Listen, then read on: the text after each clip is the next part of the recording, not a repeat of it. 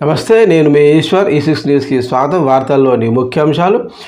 TPCC working president Jaggareddy ఆసక్తికర వ్యాఖ్యలు చేశారు. శుక్రవారం ఆయన మీడియా సమావేశంలో మాట్లాడుతూ గాంధీ భవన్లో తనకు అటెండర్ పదవి ఇచ్చినా తప్పకుండా చేస్తానని అన్నారు.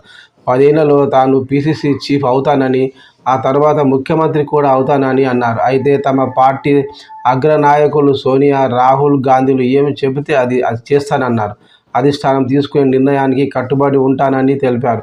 తాను ఢిల్లీలో పైరవీలు చేయడం లేదని, ఎవరు పీసీసీ అయినా పాలన బాగానే ఉంటుందన్నారు. సోనియా, రాహుల్, ప్రియాంక గాంధీల పవర్కు, ప్రధాని మోదీ పవర్కు చాలా తేడా ఉందన్నారు.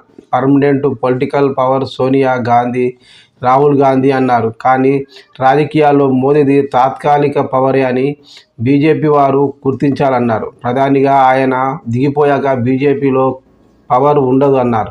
ప్రజలు మూడోసారి చాలా కష్టంగా మోదీకి అధికారం ఇచ్చారన్నారు. గత 10 ఏళ్లుగా తాను ఇచ్చిన హామీలు నెరవేర్చలేదని, ఇప్పుడైనా వాటిని నెరవేర్చాలని డిమాండ్ చేశారు. గోధ్రా అల్లర్లో, పుల్వామా ఘటనపై పార్లమెంట్లో చర్చించే దమ్ముందా అని ప్రశ్నించారు. ఎమర్జెన్సీ అని మాట్లాడే బీజేపీ ఆ సమయంలో లేనే లేదన్నారు. నాడు జనతా పార్టీలో ఉన్న వాజ్పేయి ఇందిరాగాంధీని దుర్గామాతతో పోల్చారని గుర్తు చేసిన జగ్గారెడ్డి